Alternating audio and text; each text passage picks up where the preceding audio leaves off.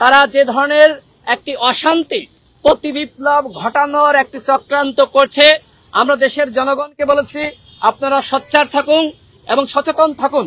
আগামীকাল আওয়ামী লীগ পারবে না। এবং একই সাথে স্বরাষ্ট্র উপদেষ্টা আমাদের সাথে একমত, আওয়ামী লীগ যেহেতু গণহত্যা করেছে, সুতরাং এই দল এই মুহূর্তে তার অতীতের সমস্ত অর্জন এই মুহূর্তে বিলীন হয়ে গিয়েছে। এই দল গণহত্যার সাথে জড়িত, সুতরাং আগামীকাল এই দল কোনো কর্মসূচি রাজপথে পালন করতে পারবে না।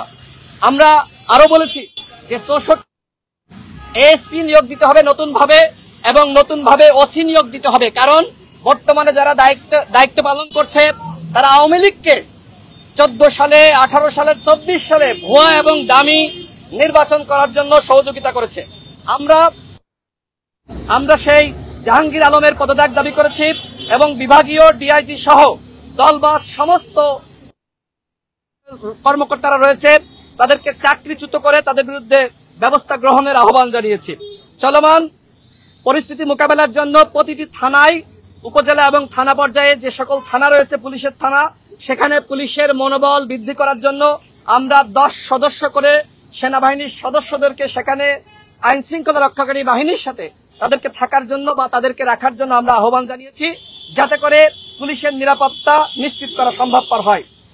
পাসপোর্ট অফিস এবং ইমিগ্রেশন অফিসে যে ধরনের দুর্বৃত্তায়ন চলে, ঘুষ দুর্নীতি চলে, প্রবাসীদেরকে হয়রানি করা হয়, যে কারণে মাননীয় স্বরাষ্ট্র উপদেষ্টাকে বলেছি আপনি অনতিবিলম্বে এই 2টা অফিস আপনি ভিজিট করেন। বিশ্বের 2 কোটি প্রবাসী তাদের দাবি পাসপোর্ট অফিসে এবং ইমিগ্রেশন অফিসে যাতে কোনো ধরনের হয়রানি না করা হয় এবং দেশের মানুষের দাবি।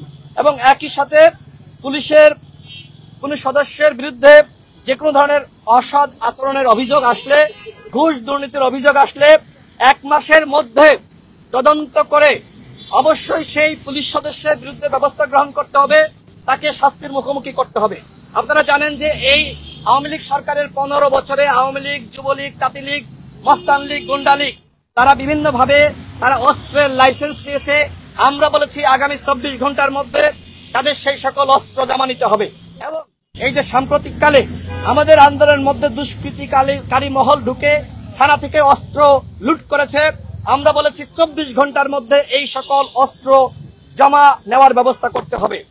বিভিন্ন সময় অন্যায়ভাবে যে সকল পুলিশের কর্মকর্তাদেরকে চাকরিচ্যুত করা হয়েছে এবং বিডিআর বিদ্রোহের নামে যে সকল কর্মকর্তাদেরকে চাকরিচ্যুত করা হয়েছে, সেই সকল কর্মকর্তাদেরকে অনতিবিলম্বে চাকরি ফিরিয়ে দিতে হবে।